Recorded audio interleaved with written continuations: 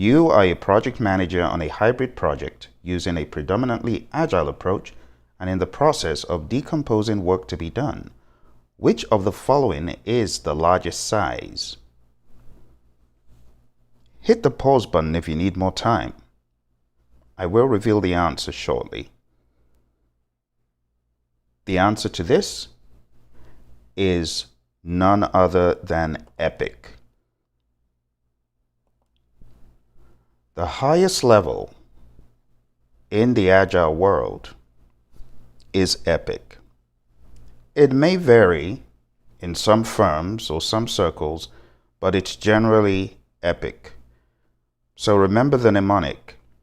Phil eats fries sometimes on Tuesdays. That is product, epic, feature, story, task, in that order. Product, of course, is the biggest, followed by epic, followed by feature, followed by story and task. Keep that mnemonic in mind. Phil eats fries sometimes on Tuesdays. Let's take a look at the next question. You are planning how and when to deliver a product on an Agile project. Which of the following approaches would you use?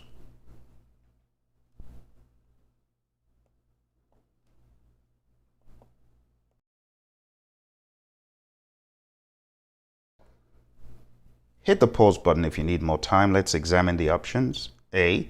Use long cycles to undertake work. Review the plans and stick to the plan. B. Use long cycles to monitor work. Review the results and adapt as necessary. C. Use short cycles to undertake work, review the results, and adapt as necessary. D. Use short cycles to plan work, ignore the results, since the plan should be agile. The best answer to this, my friends, first of all, getting rid of anything that talks about long cycles means you are going to strike out two. You're going to strike out A and B. Then you're left with C and D.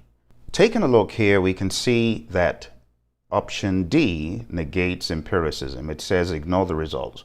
We don't do that in the world of Agile. In the world of Agile, results matter. That is what we use to inspect and adapt. So D is incorrect, and the best answer, my friends, is the one that talks about short cycles. This can be found in the Agile Practice Guide on page 91. Next question. You are in the process of establishing how to build a schedule, the policies, procedures, and documentation for planning, developing, managing, executing, and controlling the project schedule. Which results do you expect to receive from this process?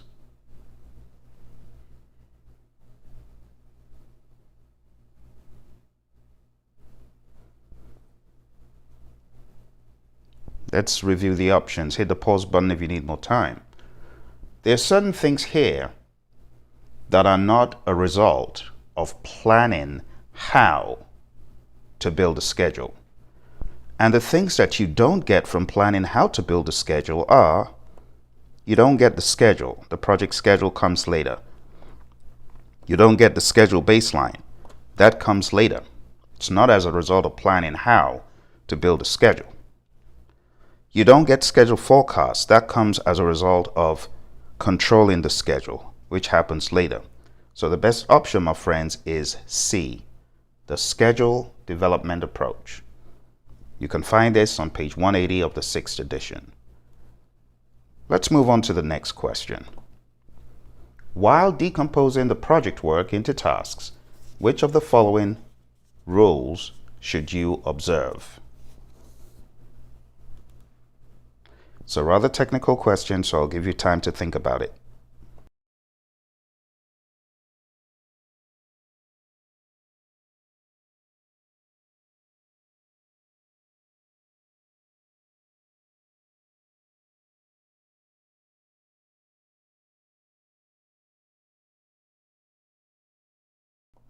Let's examine the options. Is it A, control account should be at a higher level than planning packages? Is that correct? Think about it. That does sound right. Okay. Let's take a look at B though. work packages should be at a higher level than planning packages. We're going to eliminate that because that is not correct. Work packages at the lowest level. C says planning packages and work packages should be at the same level. That is not true. We'll cancel that. And D says activities should be at a higher level than planning packages. That is also not true. So the best answer here is option A. You can find this on page 161 of the PMP Guide 6. Let's take a look at just a few more. This is a very big area, it's very robust, and there's a lot of technicalities. So I'm asking you some of these additional questions to make sure that you do not negate the technicalities involved in schedule management, because they may come in handy on a question or two. Which relationship is this?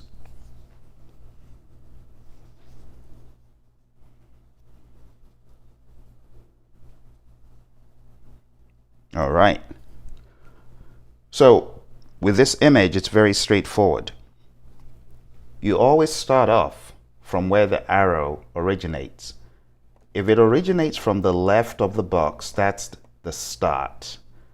And then you look at where the arrow is going. If the arrow ends up on this side of a box, that is the finish. So this is a start to finish. In other words, A must start before B can finish. So the answer is a start to finish. That is why the answer is C. It's subtle, but that's it. Here's another one of a technical nature. I don't expect you to get things like this, but as a project manager, you should be able to tell what the duration of this project is. It's common sense as a project manager.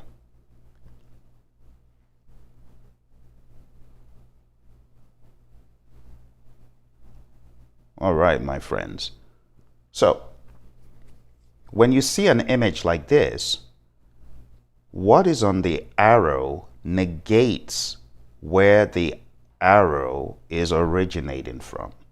So this is showing from A to B. However, it's not a finish to start. It says start to start. So you should imagine that it's really more like this. Okay? If it's like that, then you have a situation where you have two overlapping tasks, one of 12, one of 6, like that. So this is actually 12 because it is a start-to-start relationship and they are overlapped. Okay, my friends, now we are done with a few of those technical questions, also exploring the world of Agile. Let's go into more situational schedule questions. Here's the first one that I showed you as we rounded up our last session. As a project manager in the information technology hardware industry, you are leading an Agile project to develop a new product. During the execution phase, the project team identifies a delay in the procurement of critical components. What should you do next to address this schedule deviation effectively? Is it A, analyze the impact of the delay on the project schedule and assess potential alternatives to mitigate the delay? Is it B, communicate the delay to project stakeholders and seek their input on adjusting the project timeline? Is it C, collaborate with the procurement team to expedite the procurement process and minimize the schedule deviation? Is it D, update the project management plan to reflect the revised timeline considering the delay in component procurement?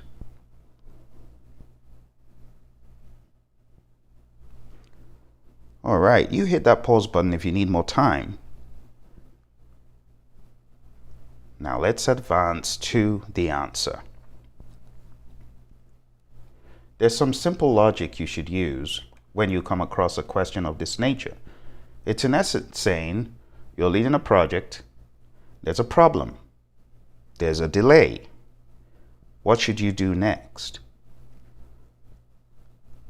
The next thing to do is not to immediately communicate the delay, which is option B. That is not the best thing to do. The best thing to do is to analyze the impact, option A. The reason why it's not C, collaborate with the procurement team to expedite the procurement process and minimize the schedule deviation, is because you don't understand the impact yet. So when you go to the procurement team eventually, you need to have your ducks in a row. And if you don't do a thorough impact analysis, then you don't know what to discuss with the procurement team. And that's why you need to be aware of collaborate with the team. Because collaborate with the team, even if it's on your end, you got to look out for what the question is asking you to collaborate about. Are we collaborating to analyze the impact, or are we collaborating to do something else that should come after we have analyzed the impact? So I want you to keep that in mind, okay? The project manager can make informed decisions after assessing the potential alternatives. Option C is not the best choice because it is premature, and option D is not the best choice because updating the plan should be done afterwards, after the impact has been assessed. All right, moving on to question 8. It reads, you are a project manager in the mechanical engineering industry, leading a project to design and manufacture a new industrial machine. During the execution phase, the project team identifies a potential delay in receiving key equipment from a supplier. What should you do next to manage this schedule risk effectively? A. Initiate a risk response plan to address the potential delay and develop a contingency plan. B. Collaborate with the supplier to expedite the delivery of the key equipment and minimize the impact on the project schedule. C. Analyze the critical path and dependencies within the project schedule to assess the potential impact of the delay. And D. Communicate the schedule risk to project stakeholders and seek their input on adjusting the project timeline. When you get a question like this, the first thing you want to do is eliminate the things that are not right. Off the bat, we can see that communicating the schedule risk to stakeholders doesn't make sense. It's a risk. First of all, it's not an issue. Second of all, you've not even analyzed this enough. You know that there could be a delay, but what can that do to your schedule? It said potential delay, right? But how severe is this? What else could it affect? So you first of all need to take a look at this risk and analyze it qualitatively. Maybe in some instances you would do a quantitative risk analysis. So D is not the best option. Let's take a look at C. Analyze the critical path and dependencies within the project schedule to assess the potential impact of the delay. Now that's not a bad thing to take a look at your schedule, because in looking at the critical path, you are answering the question, how could this impact the overall timeline? Will it delay the project end date? So it's a good question to ask. So we're going to keep that in our back pocket. Let's go to option B. Collaborate with the supplier to expedite the delivery of the key equipment and minimize the impact on the project schedule. Well, while that is good, you don't really at this point know the impact on the project schedule. So you've got to take a look at that first. When you understand the impact, then you'd realize, oh, there's actually no impact. Then you may not even need to do anything. So B is a little bit presumptuous. B already thinks, oh, there's going to be an impact and we need to do something about it. But if you read the question very carefully, identifies a potential delay.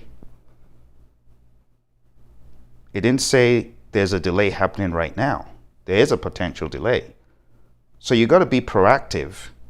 But what should you do next? It's not to immediately say, hey, can you deliver this quicker?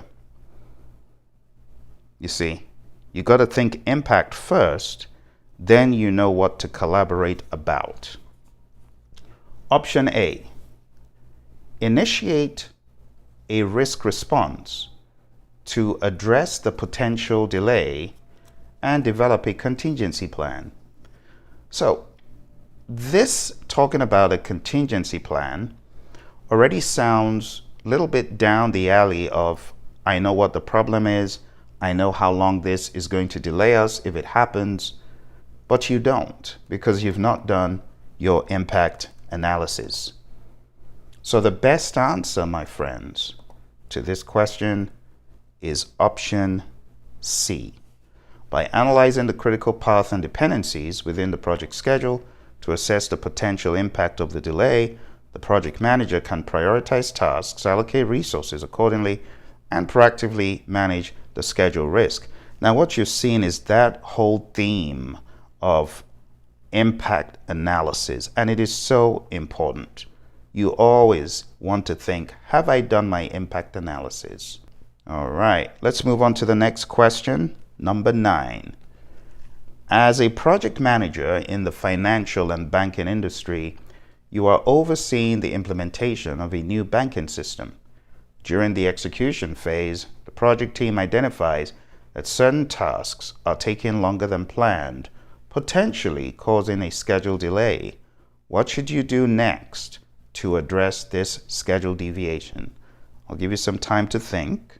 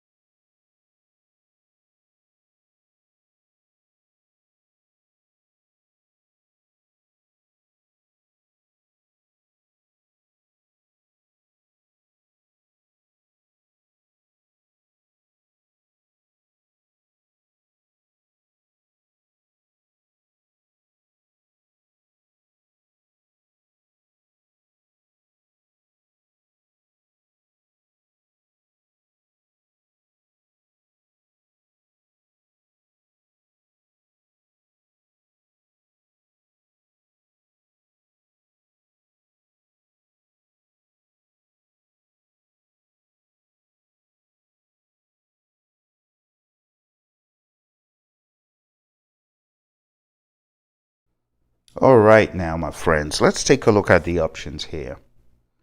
A, review the project management plan and update it. It's not a bad thing to do, but as you've seen from previous questions, this is premature. So you can immediately get rid of it. B, assess the impact of the schedule delay on the project's critical milestones and deliverables. Okay, what about the non-critical milestones? Now you understand what a milestone is. A milestone is a zero duration event. It's not a task, so don't interchange the words. When you're focused on critical milestones only, you're going to negate the non-critical milestones as well as the critical tasks and non-critical tasks and non-critical deliverables. So B is rather shady. We're going to keep that in our back pocket, but we're going to see if there's something better. Let's take a look at option C. Reallocate resources and adjust task assignments to expedite the completion of delayed tasks. This is rather presumptuous because it has summarized that the problem is a resource one. And that doesn't necessarily follow. There could be sufficient resources, but something is holding the team up that is outside of their control. See, certain tasks taking longer than planned could mean maybe approvals aren't happening quickly enough. This is in the banking industry where there could be a lot of red tape. We don't know. So it's presumptuous to say it's resources. So we're not going to go with that. Let's take a look at D. Conduct a root cause analysis to identify the factors contributing to the schedule deviation and develop appropriate corrective actions. So this is really an analysis of why is this happening and what impact is it having on the schedule is implicitly woven in to develop appropriate corrective actions. You can only develop corrective actions when you understand what is being impacted. So my friends, taking a look at B versus D, B does not help me find the root cause. It just looks at the impact. It doesn't assess the root cause, and it also doesn't offer any corrective actions. Just taking a look at the impact on the schedule and saying, oh, this is what this could do to the schedule. It'll throw us up by 5 weeks. And remember, it's only looking at critical milestones and deliverables, which is the greater reason why it shouldn't even be on par with option D. It's clearly an inferior option compared to D. But instead of offering solutions, it just says there's a problem, we're 5 weeks late, but it doesn't offer corrective actions. And that's what we should do to address this deviation. We should understand where is it coming from. We should understand what is it hidden, but how can we correct it? So the most conclusive option, my friends, is D. I know some of you struggled with this one, but it's okay. By conducting a root cause analysis to identify the factors contributing to the schedule deviation and developing appropriate corrective action, the project manager can address the underlying issues and take proactive measures to bring the project back on track. All right, my friends, you've done really well, but we have one last thing we always do on this program. What we do on this program is take a look at an abnormally long question that is possibly an option that you might see of this length. You may get questions of 4 lines long, 5 lines long on your exam. So we're going to take a look at one of those right now, and here's your question. And it reads, you are working in a hybrid project environment on a state-of-the-art technology project involving many different entities and stakeholders. While the work is drawing to a close, an important change is requested by a definitive stakeholder after a thorough impact analysis. While this change is needed to solve an urgent issue that could affect business continuity, it will extend the schedule and increase the project cost. Your team members are complaining about this development. What should the project manager do next? A. Mentor the team to understand the importance of being agile and implement changes. B. Coach the team to be more compliant and implement the change. C. Submit a change request. D. Communicate the impact on the budget and schedule to the change board.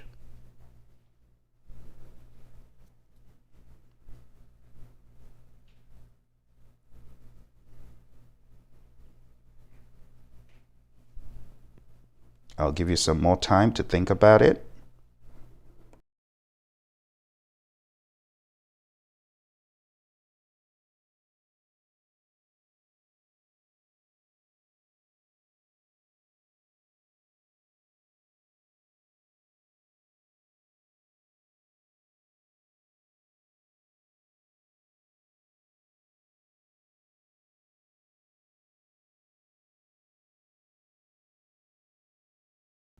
All right, my friends, let's take a look at the options. There are some options that may sound right, but they are inherently wrong. First of all, it says an important change is requested. So we understand that this change is being requested by a definitive stakeholder, someone that has power, urgency, and legitimacy in the confluence. If you remember what a definitive stakeholder is, we have those three circles, right? Power, urgency, and legitimacy. And right here, where there's a fact of power, urgency, and legitimacy, that's where we have a definitive stakeholder. So this is a rather powerful individual all the way around. They have power, you got to urgently attend to them, and the involvement is legitimate. So we're talking about a very significant individual. So what is the next thing to do? Even though mentoring the team to understand the importance of being agile is important, it is not what you would immediately do next. Why? Because it says implement changes. You don't do that immediately. Mentoring the team is important, but it's not what you're going to jump up and do. And you're also not going to immediately implement the change that is being requested. So we're going to cancel option A. Option B says coach the team to be more compliant. That word is a draconian carrot and stick sounding word that doesn't go down well.